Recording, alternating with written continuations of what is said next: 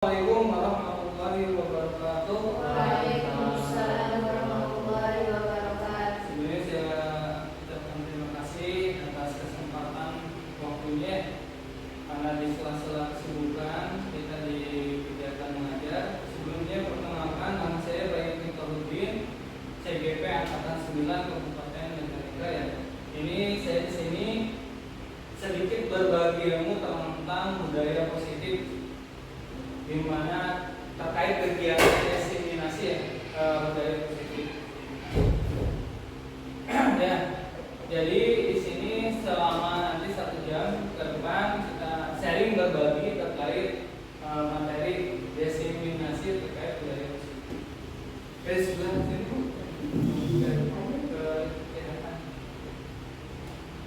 Oke, yang pertama ini dulu ya, karena memang di kegiatan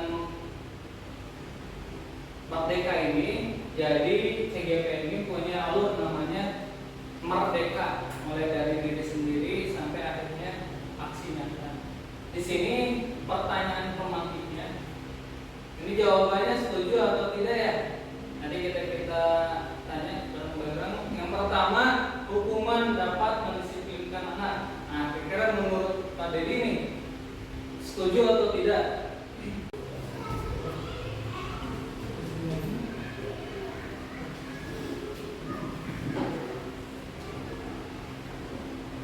Ya, tadi terkait pertanyaan pemantik ya. Di sini setuju atau tidak? Yang pertama, hukuman dapat mendisiplinkan anak. Pak Dede gimana? Setuju atau tidak? Tidak setuju. Terus pemberian hukuman dengan hal positif seperti membaca atau membersihkan halaman sekolah dapat meningkatkan disiplin. Kenapa tidak setuju Pak? Bahasanya bukan hukuman tapi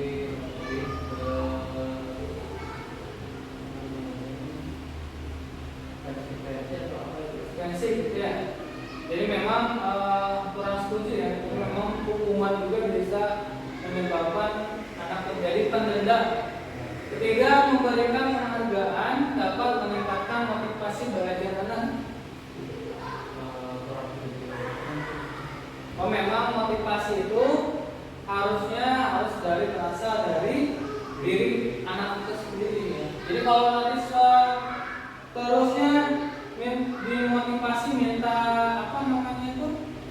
terus minta dihargai dalam artian penghargaan, nantinya semua tindakan yang dilakukan oleh anak itu harus ada buatnya. Oke, di sini perubahannya bahwa paradigmanya pertama kegiatan papan tangan, begitu ya. Ada A dan B. A dan teman Anda, B. Ada A dan B. A dan teman Anda, Anda dan teman Anda.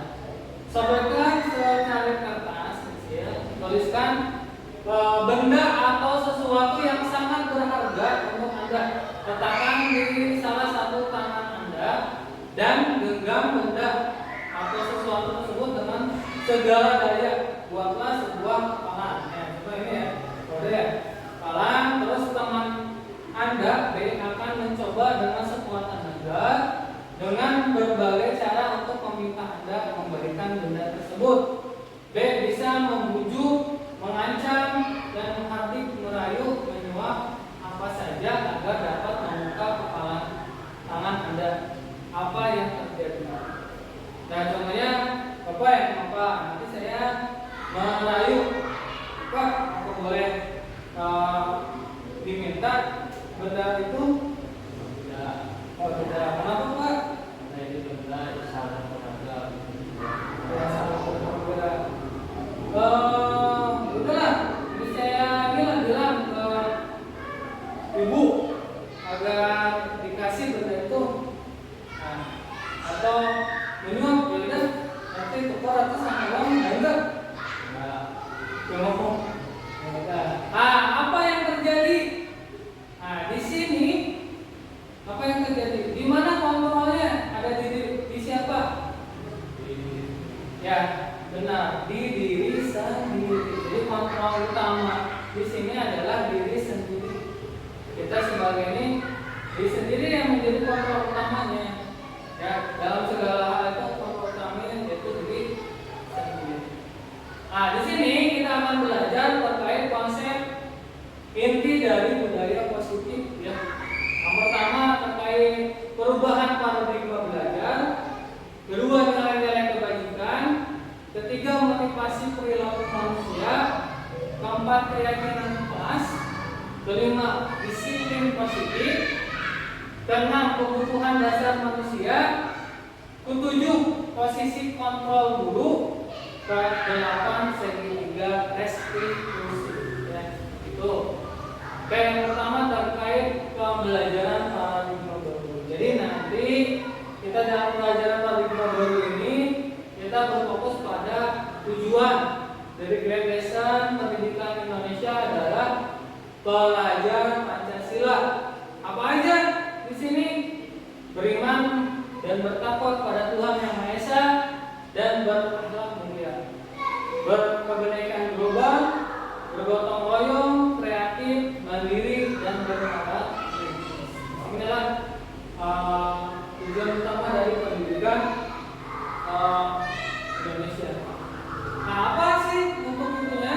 Pembelajaran dengan paradigma baru ini merupakan pembelajaran yang dirancang berdasarkan prinsip pembelajaran berdiferensiasi.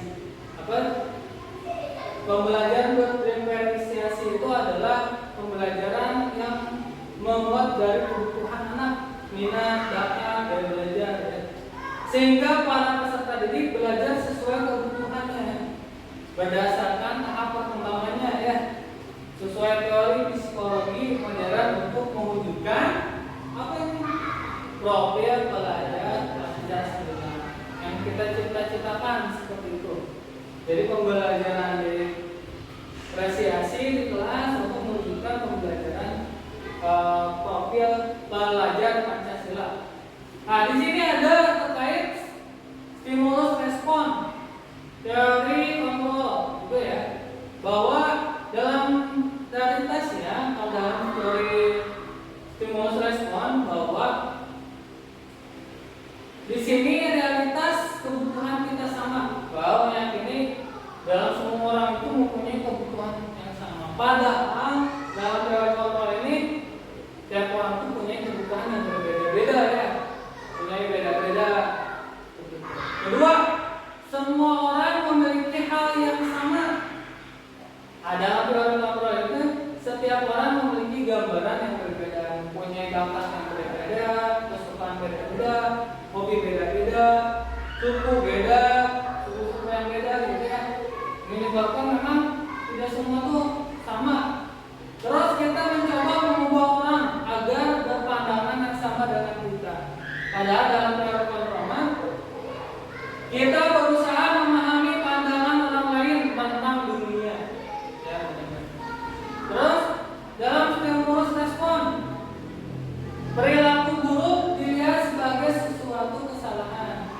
Sedangkan dalam teori kontrol itu semua perilaku memiliki tujuan. Jadi kalau semua itu pasti ada sebabnya nih apa? Padahal ada tujuannya. Kenapa sih dia tuh membuli?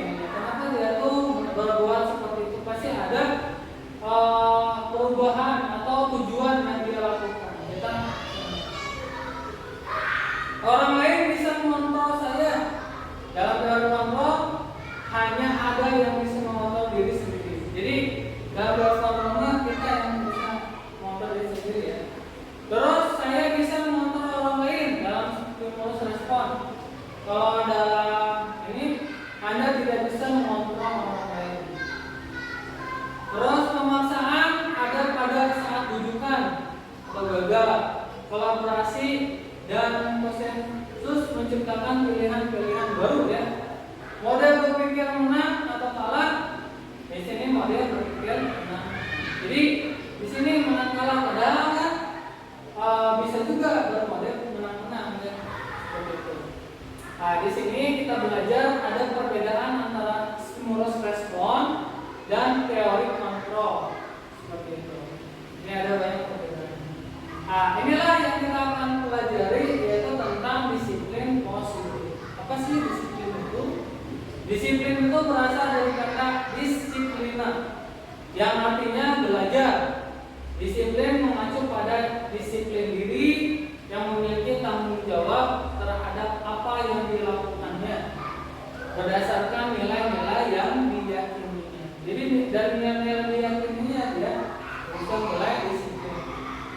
Disiplin positif merupakan salah satu cara menerapkan disiplin yang bertujuan untuk menumbuhkan kesadaran serta memberdayakan peserta didik tanpa imbalan, penghargaan, reward ya, atau ancaman atau hukuman. Jadi kalau sepertinya tadi ya disiplin dengan adanya reward, wah nanti kamu mau sepertinya rajin belajar, nanti dikasih A atau es krim. Kalau dilakukan seperti itu menyebabkan hal ini kurang baik. Sama juga dengan ancaman.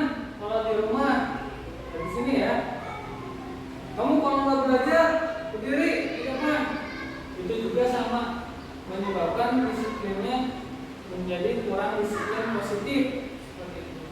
Jadi nanti ada rasa dendam atau rasa anak itu bersalah ya seperti itu. Jadi harapkan dari rasa dirinya sendiri, yaitu kenapa saya harus belajar, biar saya itu pintar, bisa saya itu bisa melakukan perubahan diri.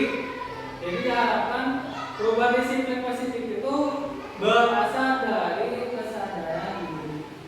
Selanjutnya, sebagai pendidik, tujuan kita adalah menciptakan peserta didik yang memiliki disiplin diri, sehingga mereka berperilaku mengacu kepada nilai-nilai kebajikan universal dan memiliki motivasi intrinsik dalam perubahan perilaku ke arah yang lebih. Nah, di sini ditekankan dalam nilai-nilai kebajikan yang universal, yang umum, kejujuran, belajar sepanjang hayat, ya, atau sebagainya. Nah, dalam motivasi ini juga motivasi dalam diri ya, intrinsik di dalam diri yang perlu kita kuatkan. Jangan hanya ekstrinsik. Jadi dengan motivasi intrinsik ini dalam untuk melakukan perubahan perilaku ke yang lebih baik.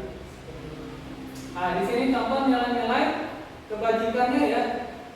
Ada nilai-nilai yang disepakati bersama, lepas dari suku, bangsa, agama, bahasa maupun latar belakang. Ya, jadi nilai-nilai kebajikan itu nilai-nilai yang disepakati bersama, lepas dari suku, bangsa, agama, bahasa maupun latar belakangnya. Contoh nilai-nilai kebajikan institusi atau organisasi. Contohnya dalam ini ya, seperti pelajaran Pancasila, misalnya contoh beriman dan bertakwa pada Tuhan yang Maha Esa dan berakhlak mulia, berkebinekaan global, gotong royong, mandiri, kreatif dan bernalar kritis. IBO ya, contohnya toleransi, rasa hormat, integritas, mandiri, menghargai, antusias, empati, keingintahuan, kreativitas, kerjasama, percaya diri dan komitmen. Kalau dalam keterampilan hidup, contohnya dapat dipercaya, lurus hati, pendengar yang aktif, tidak merendahkan orang lain dan memberikan yang terbaik. Ini keyakinan nilai-nilai kebajikan ini bisa dibuat dan nilai-nilai bisa disepakati bersama di kelas. Nah, sekarang terkait tentang kebutuhan dasar manusia. Jadi dalam kebutuhan dasar manusia itu adalah segala sesuatu yang kita lakukan untuk mendapatkan apa yang kita inginkan. Seluruh tindakan yang kita lakukan memiliki tujuan tertentu dan semua usaha terbaik yang kita lakukan adalah dalam rangka agar kebutuhan dasar kita terpenuhi dengan baik. Nah, di sini ada kebutuhan dasar, 5 kebutuhan dasar ya. Yang pertama ada kebutuhan bertahan hidup, seperti contohnya makan, pakaian, tempat tinggal, keamanan, kesehatan, ya, begitu. Terus ada kasih sayang dan rasa diterima. Nah, contoh dalam kebutuhan hidup ini bisa disebut fisiologis ya. Bisa ini adalah kebutuhan dasar kita. Terus kebutuhan kasih sayang dan rasa diterima. Nah, bisa rasa diterima, dipedulikan, berbagi, kerjasama, menjadi bagian dalam kelompok. Penguasaan, harga diri, keinginan untuk dianggap, memimpin, berprestasi, diakui dan didengar. Jadi di sini dalam penguasaan ini, contohnya dalam kita dihargai, keinginan untuk dianggap, dalam memimpin, terus berprestasi, diakui dan didengar. Untuk kebebasannya mandiri, memiliki pilihan, mencoba hal yang baru, mampu mengendalikan arah dirinya. Dan kalau kesenangan itu bermain, humor, antusiasme, tertawa dan sebagainya. Inilah 5 kebutuhan dasar manusia yang ini harus dipahami oleh guru, ya, oleh guru, di mana untuk memahami kebutuhan dari murid itu sendiri seperti itu. Jadi ketika ada suatu permasalahan, contohnya yang dihadapi oleh murid, mungkin ada salah satu kebutuhan dalam diri murid ini yang tidak terpenuhi, seperti itu ya. Yang menyebabkan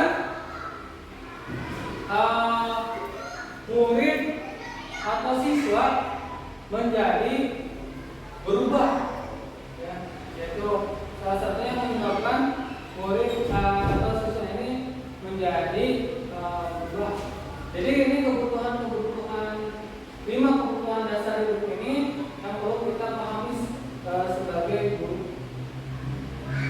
Nah, di sini tadi ya ada hukuman, konsekuensi, dan restitusi. Yang pertama terkait hukuman.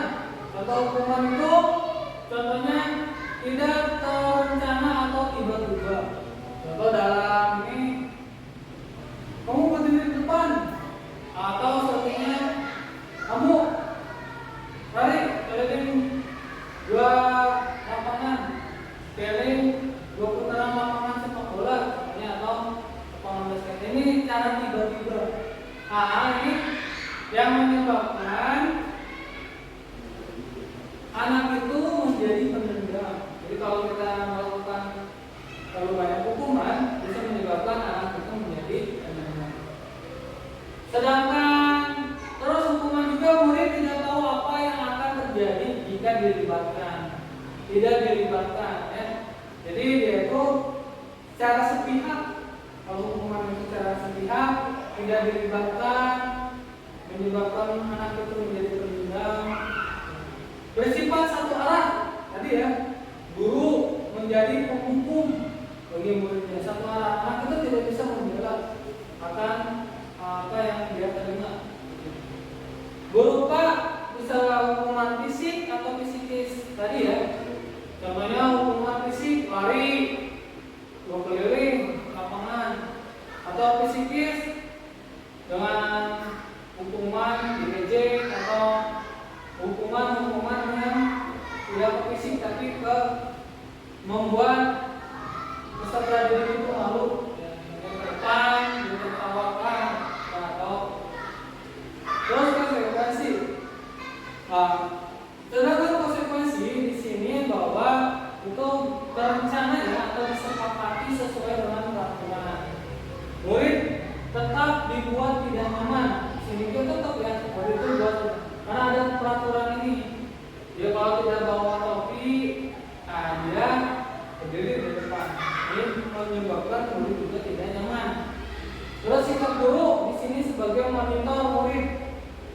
Jadi terus sebagai monitor mengontrol murid itu sendiri. Oh,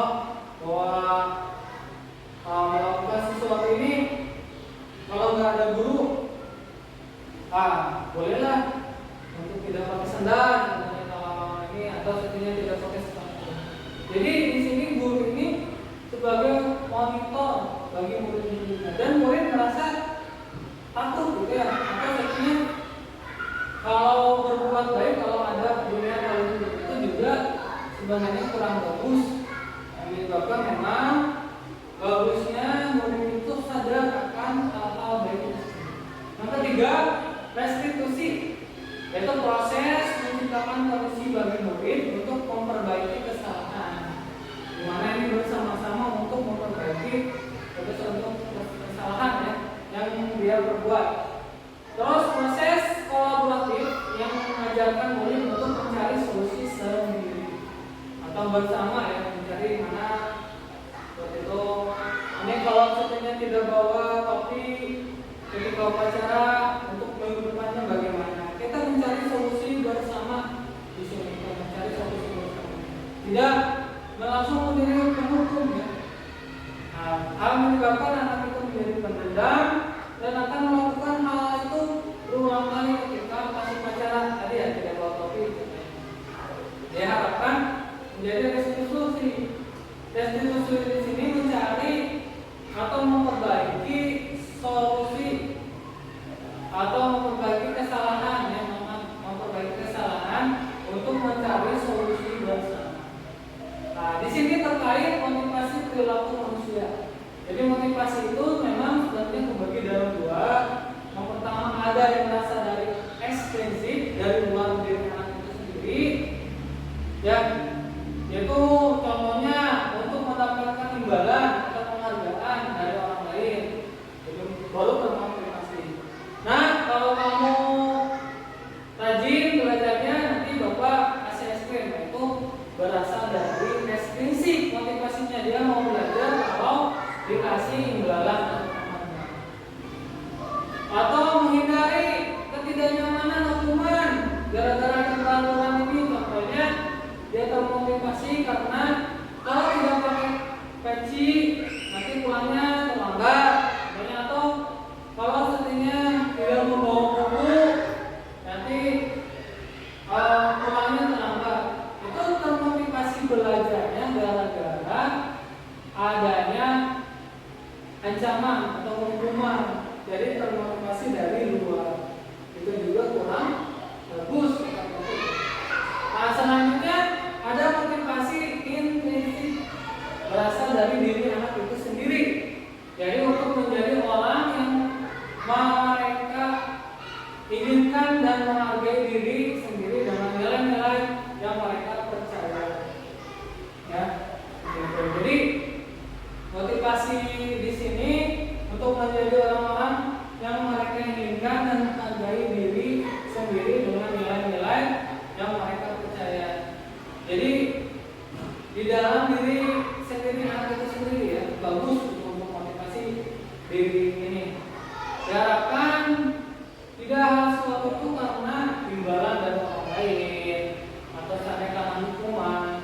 Jadi memang bagusnya berasal dari diri sendiri. Nah, di sini kita akan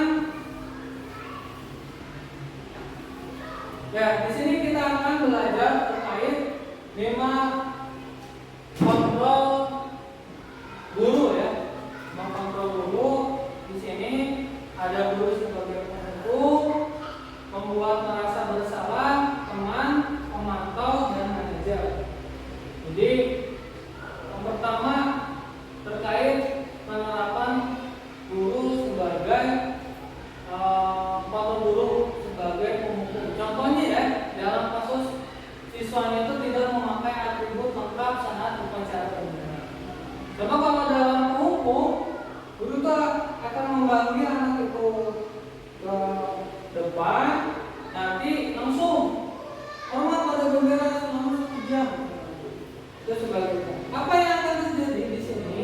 Ciri-ciri dari penghukum itu dada tinggi, keras wajah, juga tidak senyum ya, terus menyebabkan penghukuman ini menyebabkan anak itu menjadi pendendam pada guru ya, terus mengingat ini kurang baik kalau saya saya, guru sebagai pemimpin. Guru dirubah karena memang hal-hal ini walaupun dalam positif juga ya, walaupun dalam positif sekiranya tidak berhubungan dengan perubahan tidak perlu. Contoh hal-hal yang positif, contohnya dia tuh tidak membawa topi ketika upacara bendera, baru disuruhkan membersihkan toilet. Ah itu kan tidak nyambung ya. Atau membaca buku satu, atau membaca buku cara lengkap, itu juga sama. Jadi walaupun dalam bentuk positif juga hukuman yang tidak sejalan gitu ya. Padahal kan dia tidak membawa topi gitu ya. Nah, kenapa harus ibaratnya itu mencuci atau membersihkan toilet? Selanjutnya yang kedua yaitu membuat merasa bersalah. Nah, di sini contohnya berapa kali ibu bapak harus memberitahu. Nah, ini bentuk kalimatnya ya. Kamu selalu saja mengecewakan kepada. Jadi merasa di sini anak menjadi merasa bersalah apa yang dia lakukan. Ini juga kurang bagus menurut saya. Nah, jadi menyebabkan anak itu tidak percaya diri nantinya, merasa terlalu disalahkan ya. Terus yang ketiga sebagai teman. Nah, contoh kasusnya ini sebagai teman, kalimatnya contohnya, ayo dong ikuti aturan sekolah, tolong bantu bapak ibu ya, sekali ini ya sudah, tidak apa-apa, lain kali jangan sampai berbuat seperti ini lagi ya.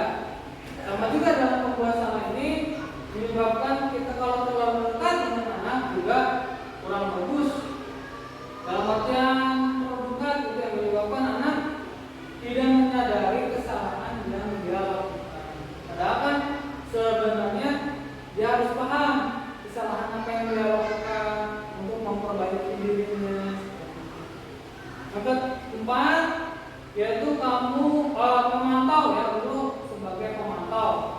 Di sini contoh kalimat itu kamu sudah melanggar peraturan sekolah, kamu tahu konsekuensinya.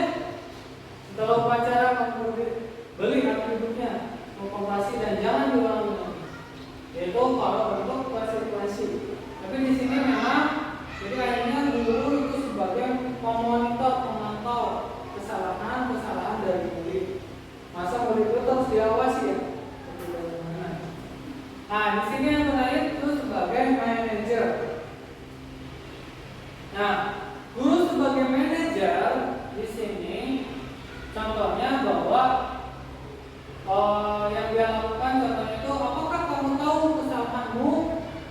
Kira-kira bagaimana kamu memperbaiki kesalahanmu?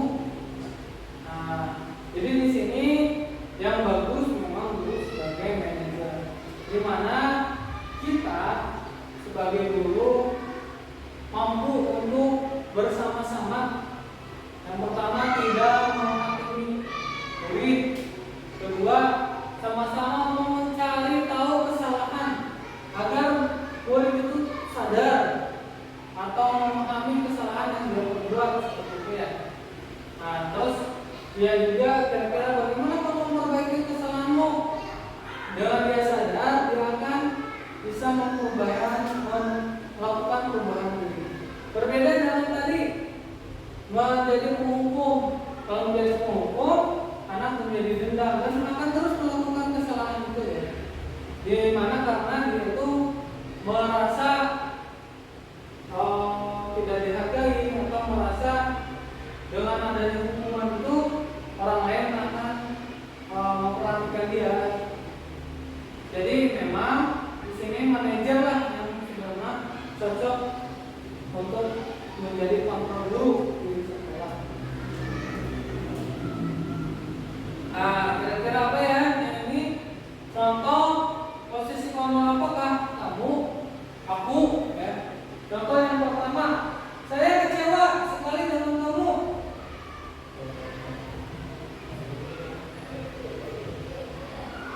Ada yang pertama itu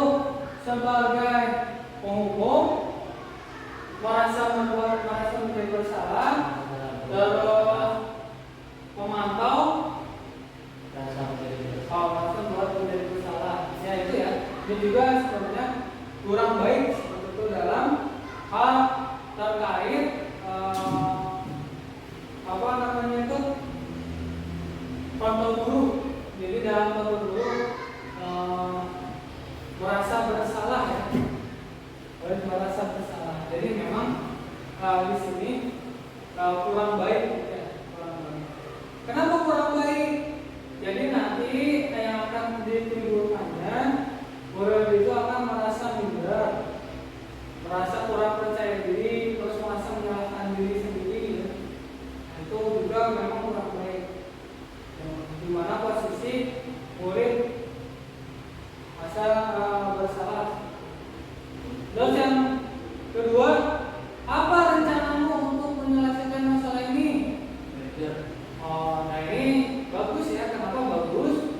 Karena di sini guru mengarahkan untuk menyelesaikan permasalahan ini, menanyakan kepada anak. Salah satunya tujuannya untuk menyadarkan anak, di mana anak tahu kesalahan yang dia perbuat untuk memperbaiki dirinya. Dengan mengetahui kesalahan yang dia perbuat, dia tidak mengulangi lagi perbuatan yang dia lakukan. Ya, seperti itu. Dan di sini guru mengarahkan aja, mengarahkan untuk mencari solusi bersama. Terus, ayo lakukan demi ke Bapak dan Ibu ya. Ya, itu sebagai teman. Seperti itu ya. Di ujung ada perkataan ini sebagai teman. Seperti itu.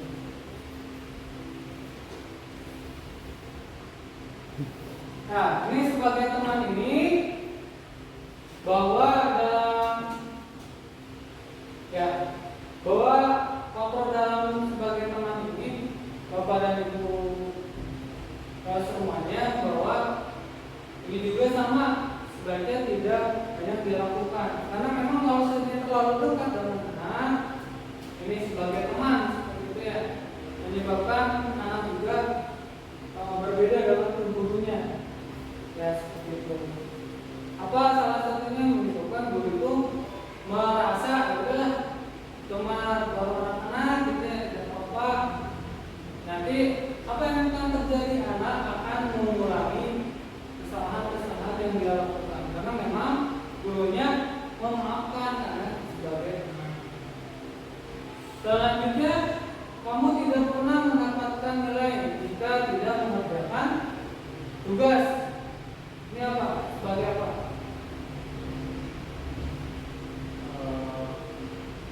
Mengontrol. Ya, memantau ya. Memantau. Jadi sebagai pemantau konsekuensi ya. Gitu. Karena kalau kamu tidak pernah mendapatkan nilai juga tidak mengerjakan tugas, ini guru sebagai pemantau. Dimana guru yang keempat ini fokusnya itu guru itu semuanya ke peraturan yang ada di sekolah. Nah, padahal memang tidak apa-apa juga ada aturan sekolah, cuma ini di sini diyakinkan bahwa guru itu bisa membuat salah satunya anak itu lebih sadar akan kesalahan yang dilakukan. Selanjutnya terkait keyakinan kelas. Nah, dalam keyakinan kelas ini, sini mengapa keyakinan kelas? Mengapa bukan peraturan kelas? Mengapa bukan keyakinan kelas? Kalau keyakinan kelas itu sesuai kesepakatan bersama. Kalau pengaturan kelas itu dibuat oleh Guru saja, gitu ya. Jadi kayak pembentukan keyakinan kelas di sini yang harus dilakukan dalam pembuatan keyakinan kelas itu yang pertama bersifat abstrak. Terus yang kedua berupa pernyataan universal. Contohnya keyakinan kelas untuk berkata jujur. Nah itu ya, itu kan bersifat universal. Atau saling menghargai, keyakinan kelasnya saling menghargai sama teman ya. Terus saling menolong,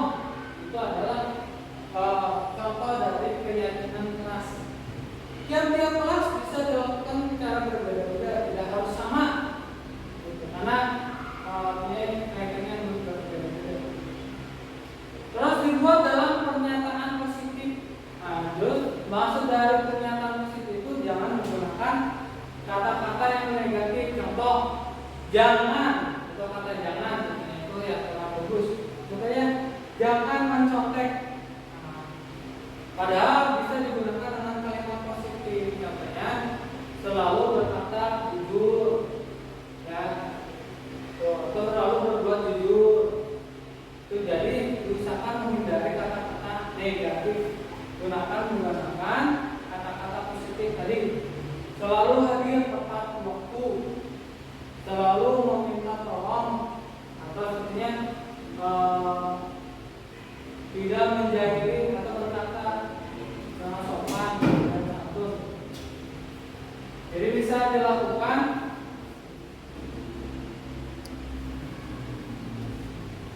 dengan melakukan dibuat dalam pernyataan yang positif. Jadi digunakan kata-kata menghindari jangan, hal yang negatif. Jadi gunakan awalan kata-kata yang positif. Terus yang ketiga sedikit saja agar mudah diingat. Jangan terlalu banyak, yang itu lah 20 ke 50. Nah, itu terlalu banyak. Sedikit aja tidak apa-apa, 10, 5 atau 8 gitu ya. Yang penting mudah diingat dan diterapkan seperti itu. Terus sesuai dengan kondisi kelas dan sekolah. Diharapkan dalam pembuatan ini sesuai dengan kondisi kelas dan sekolah sehingga mudah diterapkan. Jadi sesuai dengan kelasnya beda-beda tadi ya, dijelaskan bahwa setiap kelas itu bisa beda-beda membuat keyakinan kelasnya masing-masing. Terus semua warga sekolah atau warga kelas dilibatkan saat pembuatan keyakinan. Jadi warga sekolah di sini juga dilibatkan dalam pembuatan keyakinan kelas. Tujuannya apa? Bahwa untuk memiliki kebersamaan ya. Jadi tidak boleh dibuatnya oleh guru semuanya. Itu bukan keyakinan. Dan dibuatnya bersama-sama membuat anak itu memiliki keyakinan kelasnya masing-masing. Jadi ini dibuat secara bersama, dilibatkan saat membuat keyakinan warga sekolah. Nah, selanjutnya terkait segitiga restitusi. Apa sih segitiga restitusi di sini? Jadi segitiga restitusi itu adalah suatu proses dialog yang dijalankan oleh guru agar dapat menghasilkan murid yang mandiri dan bertanggung jawab. Jadi tujuan dari segitiga restitusi ini ada satu proses dialog yang dilakukan guru ya. Ada dialog dulu dalam proses mencari solusi. Jangan sampai langsung menghukum atau sepertinya menindak. Kalau dalam Islam itu kan ada prinsip namanya tabayun. Tabayun dulu masalahnya apa, bagaimana, kenapa, sebabnya apa. Jangan langsung dikit karena kita melihat yang ini melakukan kesalahan langsung dihukum. Itu kurang bagus. Nah, bagusnya dilakukan suatu proses dialog terlebih dahulu yang dijalankan oleh guru agar dapat menghasilkan murid yang mandiri dan bertanggung jawab. Nah, di sini ada segitiga restitusi. Yang pertama ada yang disebut namanya menstabilkan identitas. Yang kedua validasi tindakan yang salah. Ketiga menanyakan keyakinan. Di sini ada 3 tahapan dari segitiga restitusi. Nah, di mana dalam prosesnya, apakah ini bisa langsung 3-tiganya atau hanya salah satu? Diusahakan berbicara besar, bicara berurut. Apabila ini sudah menstabilkan identitas dan kita sudah yakin, bisa langsung menanyakan ke keyakinan kelas. Ya, seperti ini. Dalam penggunaan segitiga restitusi. Oke, yang pertama yaitu menstabilkan identitas. Dalam menstabilkan identitas, ini dalam segitiga restitusi ini artinya berdasarkan prinsip membuat kesalahan adalah bagian dari proses pembelajaran. Karena memang namanya kita manusia pasti Anda berbuat salah seperti itu ya. Jadi membuat kesalahan itu adalah suatu yang wajar. Tidak ada manusia yang sempurna. Ini kata-kata kalimat ini yang akan muncul ketika untuk menstabilkan identitas. Dan salah satunya juga misalkan ketika bertanya di tempat khusus gitu ya, jangan menegur di depan umum, itu juga sangat tidak bagus. Jadi diharapkan dalam menstabilkan identitas ini bisa dilakukan ini ada kalimat-kalimat seperti ini ya. Yang pertama, berbuat salah itu wajar. Terus tidak ada manusia yang sempurna, sama ya. Pasti lupa juga punya kesalahan ya, sama. Ibu dan bapak juga pernah melakukan itu dan menunjukkan bahwa ibu dan bapak juga pernah melakukan seperti itu. Jadi membuat kesalahan itu adalah fitrah dari seorang manusia. Tentu pasti ada kesalahan, tidak akan benar ada semuanya. Terus ibu bapak tidak mau mencari siapa yang salah, tapi ibu dan bapak mencari solusi dari permasalahan. Dengan ada segitiga solusi ini, kita menyarankan pada anak untuk mencari penyebabnya apa, solusi yang dia akan usulkan itu bagaimana untuk memperbaiki kesalahan-kesalahan yang dia lakukan. Kamu berhak merasa begitu. Merasa kalau saya pernah bersalah itu tidak apa-apa. Dia harus memaksakan bahwa harus dia tuh benar terus. Namanya juga manusia kan pasti ada salahnya. Jadi dengan menstabilkan identitas ini yang dilakukan guru ini sama pertanyaan-pertanyaan yang akan muncul seperti itu ya. Itu berbuat salah itu wajar, tidak ada manusia yang sempurna. Ibu dan bapak juga pernah melakukan itu ya. Bapak dan ibu juga tidak mau mencari siapa yang salah, tapi ibu bapak ingin mencari solusi dari permasalahan ini. Itu yang bagus dilakukan oleh seorang guru untuk melakukan tahap segitiga restitusi. Terus kamu berhak merasa. Yang kedua yaitu validasi tindakan yang salah. Nah, itu validasi tindakan yang salah. Yang pertama itu berdasarkan prinsip setiap perilaku itu berupaya memenuhi suatu kebutuhan tertentu. Ya, jadi yang kedua itu berdasarkan prinsip validasi tindakan yang salah. Jadi berdasarkan prinsip setiap perilaku itu berupaya memenuhi kebutuhan tertentu. Jadi di sini validasi tindakan yang salah ini bahwa contohnya yang ada di dalamnya kamu pasti punya alasan mengapa melakukan hal itu. Padahal kamu bisa melakukan hal yang lebih buruk dari dia. Kamu patut bangga karena telah dilindungi sesuatu yang penting buatmu. Kamu melakukannya karena mempertahankan sesuatu penting bagimu. Ya seperti itu kata-kata yang muncul dalam validasi tindakan yang salah. Di mana guru melakukan pertanyaan, apa sih alasan yang membuat kamu melakukan itu? Jadi di sini contohnya tabayun ya. Apa sih kamu melakukan tadi memukul atau sepertinya mengejek itu kenapa alasannya? Jadi kan ketika anak itu menceritakan, oh saya melakukannya karena ini Pak. Nah kita bisa mengetahui sebab yang menyebabkan itu berbuat salah itu apa. Setelah itu yang terakhir menanyakan keyakinan. Ya, jadi setelah melakukan validasi, terus yang pertama itu sudah menstabilkan identitas, melakukan validasi yang salah.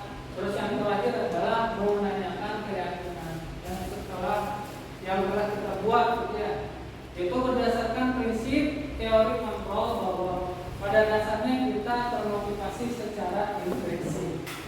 Jadi motivasi yang berasal dari diri sendiri. Contohnya ini kalimat-kalimatnya ya. Pertama, apa keyakinan kelas kita? Kita jelaskan gitu ya. Nilai-nilai apa yang telah disepakati bersama yang sudah kita buat. Terus seperti apa gambaran sebuah kelas yang ideal menurut kamu? Terus kamu ingin menjadi seperti apa? Nah itu ya. Jadi boleh ditanyakan keyakinan kelas yang telah dibuat. Jadi untuk menyadarkan, oh dia salah. Setelah itu bagaimana solusinya untuk kedepannya bisa lebih baik lagi. Ya. Ini penutup apa keyakinan kelas kita? Jadi nanti ditanya setelah menstabilkan identitas, ya. Tahap yang kedua itu adalah menanyakan keyakinan. Sebenarnya kamu udah tidak apa-apa juga pernah melakukan itu. Setiap orang juga pasti melakukan kesalahan, gitu ya. Terus kita tuh menanyakan keyakinan kelas kita. Tahu gak keyakinan kelas kita itu apa? Tadi, tidak boleh saling menghargai.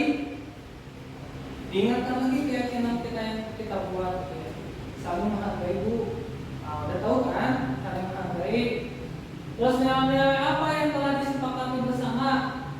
Seperti apa gambaran sebuah kelas yang ideal menurut kamu? Tidak boleh mengejek. Kan udah kita sepakati ya sebelumnya keyakinan kelasnya. Terus kamu ingin menjadi seperti apa? Aku mah orang yang baik, tidak memukul dan sebagainya seperti itu. Nah setelah itu ada yang terakhir ya, ini satu lagi. Ini validasi tindakan yang salah. Jadi memvalidasi tindakan yang salah. Bagaimana memvalidasinya? Maaf, yang terakhir itu menanyakan keyakinan kelas. Yang kedua itu validasi. Tadi yang menanyakan salahnya apa, gimana gitu ya. Nah setelah itu ini validasi tadi ya. Ini tadi kelewat. Jadi validasi dulu dengan berdasarkan prinsip setiap perilaku memiliki suatu kebutuhan. Kamu pasti punya alasan mengapa kamu melakukan itu. Ditanya tadi mau pukul contohnya. Nanya dulu, jangan langsung di ini ya. Kamu udah tanya kenapa kamu, pasti ada sebabnya biasanya. Dan dianya ngajak aku ada kebutuhan yang tidak terpenuhi, salah satunya tidak dilihat menyebabkan dia itu juga melampiaskan juga mengejek. Biasanya kayak gitu ya, saling mengejek, saling gitu. Salahnya sama-sama ya seperti itu. Nanti baru terakhir menanyakan keyakinan seperti itu ya. Terakhir penutup Bapak dan Ibu semuanya. Sini intinya mah kita belajar ya. Apakah ini yang terbaik? Belum tentu gitu ya. Tapi ini mah salah satu jalan ya kita terus belajar. Karena memang itu ya kita belajar seumur hidup sampai akhir ya gitu ya. Penutupnya dalam penerapan program disiplin positif ini hendaknya guru memiliki standar kepribadian. Kita sebagai contoh teladan. Kita ini disiplin, harus datang pagi-pagi. Ditanya dari disiplin. Akan runtuh Bu, ini akan runtuh langsung. Semua peraturan keyakinan kita runtuh langsung, ya. Jadi harapannya kita yang paling utama tuh, kenapa Rasulullah itu sebagai uswatun hasanah? Itu karena percuma kalau ini aturan Al-Quran ya, tapi karena inilah kita juga sebagai guru kita yang harus menjadi utama. Sebagaimana prinsip dari Ki Hajar Dewantara yang langsung sungguh ya, kita sebagai teladan, ikhlas ini. Terus yang kedua profesional ya, karena kita harus profesional, belajar menjadi orang yang profesional sama-sama ya, menjadi yang profesional. Tentunya ini mah ketika dalam profesional ini suka ada ya terkait penggajian, terkait ini kita juga dalam administrasi ada semua lah. terkait profesional ini memang berhubungan dengan pekerjaan.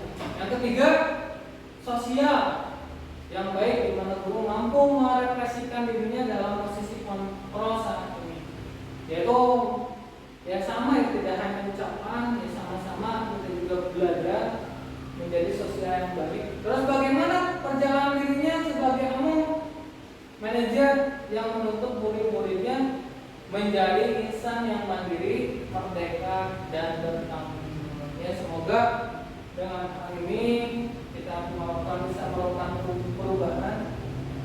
Saya yakin juga ya, tidak semua sekolah itu pasti ada aja ya yang ada terkait kesalahan, namanya juga manusia gitu ya. Cuma di sini kita bareng-bareng ya menjaga baik kita sekolah, terus melakukan perubahan cara bersama-sama. Saya kalau saya sendiri, contohnya beberapa itu tidak akan terjadi perubahan.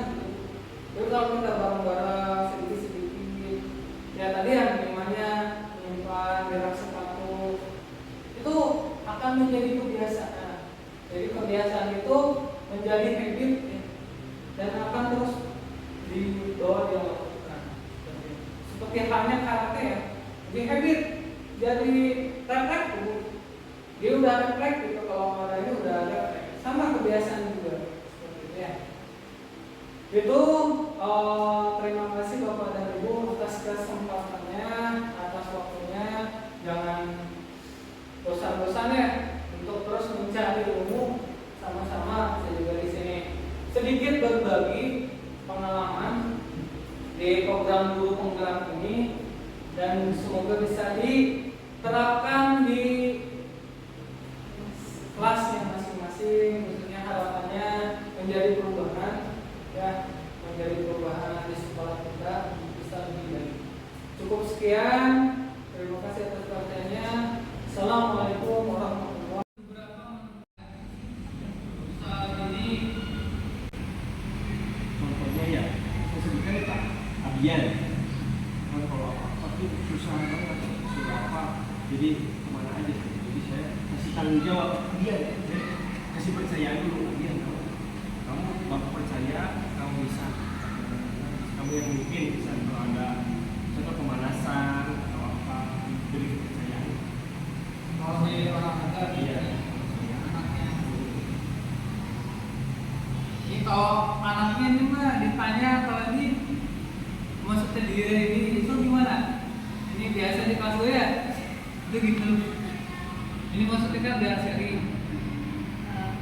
Kalau saya pribadi ya Pak, contohnya di kelas belajar itu banyak banget anak-anak yang mungkin bisa dibilang tidak bisa dikasih tahu ya Pak. Ketika kita masuk kelas saja, mereka tuh udah di belakang, udah berisik seperti itu. Cara saya itu biasanya kalau memang ada salah satunya kelas, ya sama seperti Pak Hilman, mungkin dikasih tahu, itu temennya gitu, jangan pada berisik. Nah terkadang kalau kemarin baru pas ngajar kemarin itu betul Pak, jadi cuma ada satu anak yang nggak benar-benar nggak bisa dikasih tahu, ya mau dikerasin juga kan nggak bisa ya Pak. Nggak dikasih tahu, suruh duduk, kerjakan. Ya sudah, saya biarkan saja dulu Pak sampai dia mau. Dan akhirnya kalau kita dikerasin dia, saya pikir anak itu bukannya malah menurutkan kita, malah nanti jadi marah-marah, malah dia nendang-nendang bola apa segala macam. Jadi semuanya biarin aja. Dan alhamdulillah pas mau akhir pelajaran itu dia mau ngerjain bareng-bareng. Ini kayaknya gimana? Dari ini gimana sih pengalaman? Di saya pun mungkin kalau di kan suka ada ya yang terlambat ketika mengerjakan tugas-tugas kayak gitu.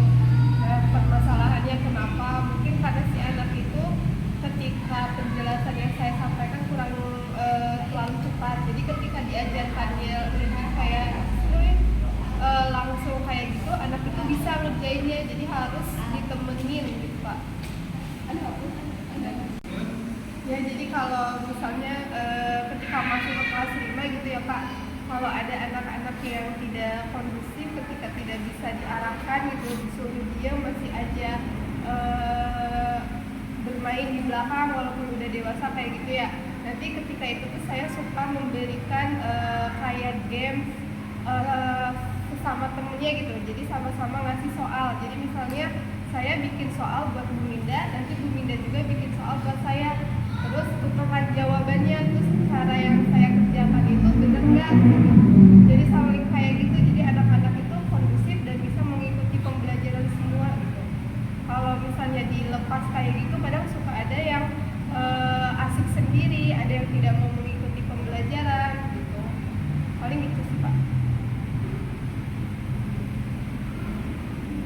Ya intinya Bapak dan Ibu semuanya ya, Bapak dan Ibu lakukan sudah sangat bagus gitu ya, seperti itu. Jadi akhirnya tidak langsung melakukan penghukuman ya, seperti itu. Maksud di sini tuh biar disamakan. Jadi saya tuh pengen gitu ya, pengen menyamakan terkait persepsi penggunaan apa itu. Mohon maaf ya, satu orang yang berbeda itu membuat yang lainnya berbeda. Contohnya ada di Al-Quran seperti yang ini. Padahal kan cuma satu orang, cuma kesannya itu jadi beda. Jadi pengen kita sama gitu ya. Ya diharapkan seperti yang kayak Pak Hikman ini. Karena beberapa temuan ya ada aja. Tapi kan kadang kita juga saya belajar dari guru sebelumnya, oh kayak gitu yang dilakukan. Tapi saya juga kesini semakin belajar, oh yang saya lakukan dulu ya, saya pernah belajar tuh kalau dulu kan, kalau saya cepret gitu ya, wah kalau sekarang mah udah gak bisa. Nah ini kan di lain sudah gak bisa. Nah maksud di sini tuh kita sama-sama gitu ya, bahwa dalam kontrol penghukuman di sini itu disarankan ya hal yang sudah tidak baik, sudah profesi ini memang sudah ya tidak bagus seperti itu ya.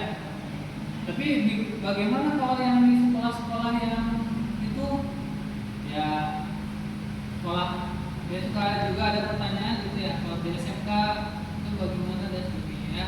Sekarang mah karena sudah berhubungan dengan hak asasi ya seperti itu. Jadi